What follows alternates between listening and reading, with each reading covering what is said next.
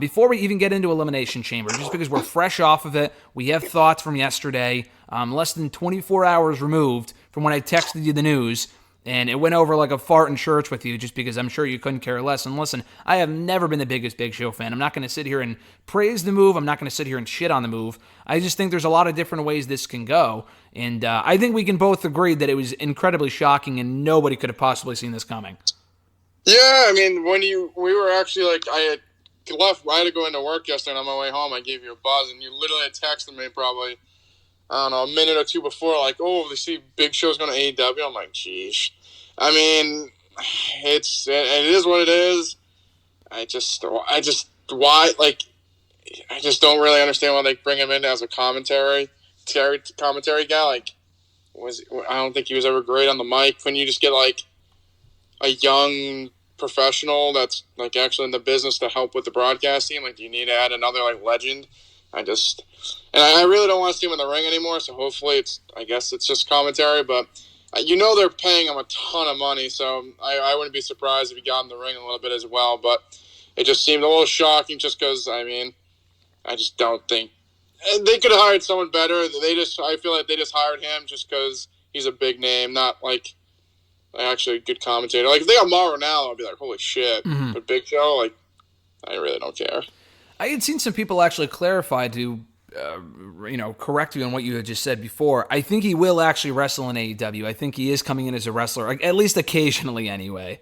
Oh, I mean, it doesn't get much, I don't know, more Big Show than that he's wrestling in 2021. But listen, I'm okay with this, and I would lie if I said, I would be lying if I said that I would have more interest in Cody and Red Velvet versus Shaq and Jade Cargill than I do in Big Show and Shaq. That's a match I've wanted to see for 10 years now. It would be an absolute shit show, especially it would have been a shit show 10 years ago. It's going to be even worse in 2021.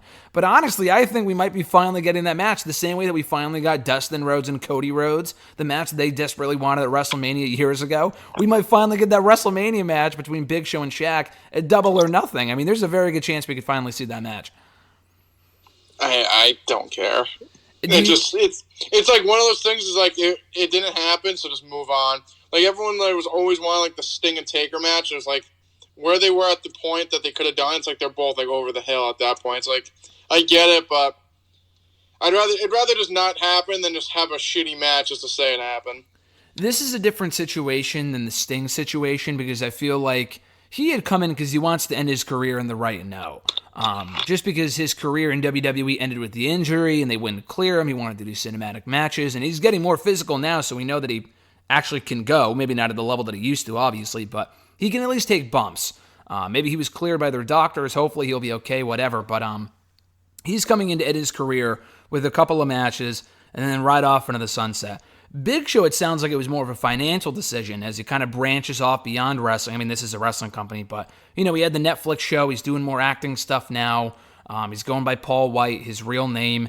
Well, it's Paul Wight. Doesn't have the same ring to it as, well, it's the Big Show. So I'm interested to see what the theme song is going to be there.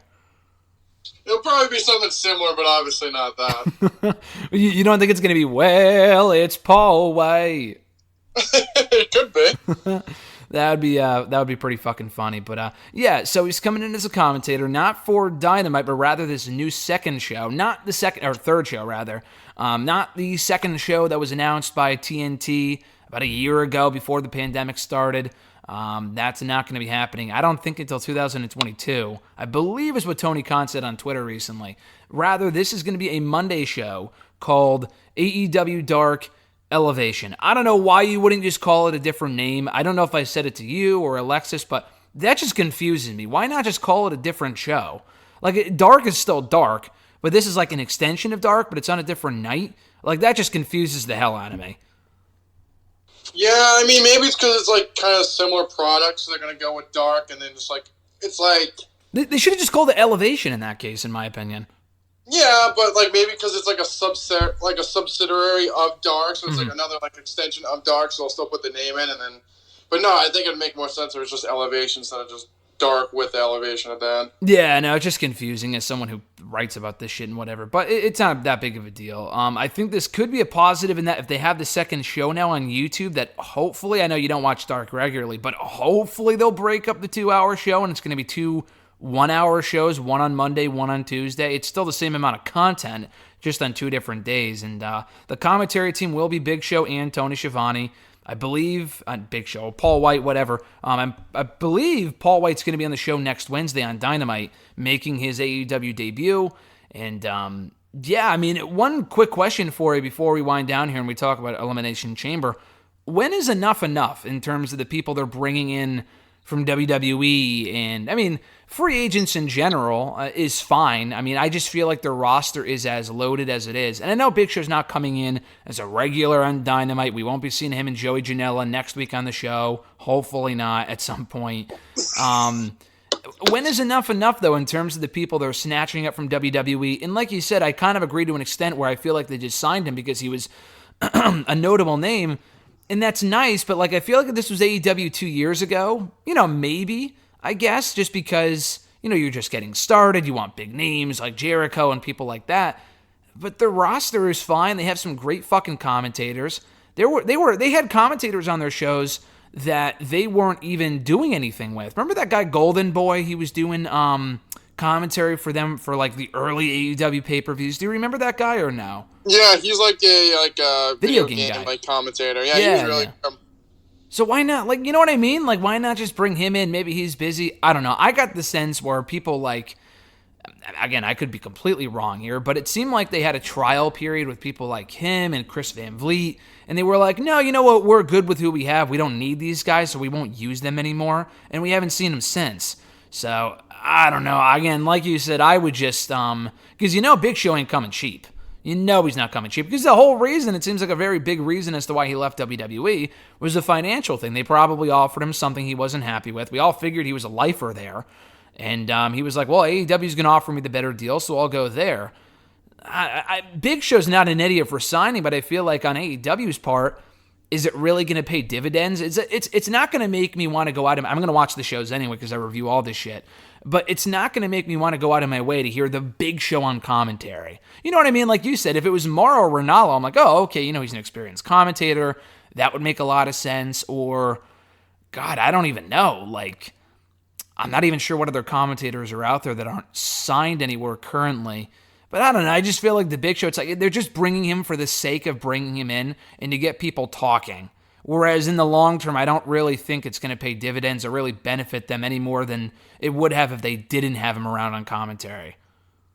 Yeah, I mean, it is what it is. The fact that they got rid of Chris Van Vliet just to keep on Alex Marvez is mind-boggling. But I know Hey. Tony Khan, so I mean that's kind of how it works at that company. I guess I'll take Big Show over Alex Marvez on commentary. He sucked, and I think as an interviewer he's fine, but as a commentator, no, even as an interviewer he sucks. It just I like Alex Marvez, but he's not that great. Exactly. So I mean, it is what it is. But yeah, I think it's more of just getting the publicity of him being out there. But like you said, I think at the end of the day, it's not like people are gonna go, oh, I gotta watch Elevation out of here, Big Show on commentary. Like, no. Thing is, for me, it's like you're spending a ton of money. Yeah, like you get some name recognition, it'll go out and people see it. But it's not like he's gonna bring more people to watch. Like, signing him as a commentator and signing Golden Boy, like, would bring in the same, like, it's not like people are watching it for them. Like, It's a nice thing, but it's not, like, at the end of the day, it's not a deal breaker. Yeah, and that, and just the fact that even as a wrestler, too, I just don't see... Like, AEW, they can have their part-timers. I am totally fine with Sting being around. He should not be on the show every fucking week. But him doing what he's doing, I think is perfectly fine. I'm a Sting fan, and I've grown to like Big Show. I used to hate Big Show, but I've grown to appreciate the guy. I just don't know if having him around as a part-timer is even really necessary, to be honest with you. Like, I don't know. I could probably think of a few other people I would put in that role before him, but other than Big Show and Shaq, which I could see them doing because they wanted to do it a long time ago in WWE, there's no matches I really want to see him. And do you rekindle the rivalry between Big Show and Cody Rhodes from 10 years ago? Like, who cares?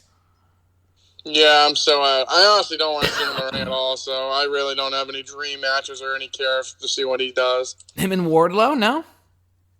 I mean, if Wardlow wins, I mean, if they do another stairs match and he beats Wardlow, then I don't care. I was gonna say I was saying that sarcastically, but yeah, no, the stairs match don't remind me. You don't want to see him and Jack Swagger run it back after their world heavyweight title feud 10 years ago. No, I hope they bring El Patron back though. Do El Patron versus Big Show. Get the bucket out again. I'd probably stop watching the show. He's so problematic. And he stiffed me at an autograph signing one time 5 years ago. God, he's not over this though. He wasn't a dick, but he wasn't. I'm very critical because every wrestler, and I've met probably hundreds of wrestlers over the last 10 years. None of them have been dicks, but he was definitely the least welcoming and the least inviting of anyone I've ever met. And he wasn't mean, but just, I don't know. And the thing is, I used to really like Del Rio, but obviously that was all before the problems, and then he just became really boring. And I don't know how we got into a Del Rio discussion here, but I don't think AEW would be dumb enough to sign Del Rio. They do have Big Show, and that's fine, but it's a wait-and-see approach. It's a wait-and-see approach because if they use him once in a while and he's in, like, the Casino Battle Royal, I guess, but, like, I don't know. I can't. I don't want to be hypocritical because I was the same guy. Like every time Big Show, you would hear the music pop up. Well, like every time you needed a mystery opponent or a mystery entrant in the Rumble, it would always be Big Show. Every fucking time, this guy would come back and turn heel a million different times. So I feel like Tony Khan's just a big WCW fan and he's fulfilling his childhood fantasy right now. Clearly, I mean they keep hiring all these WCW guys, so we'll see what happens.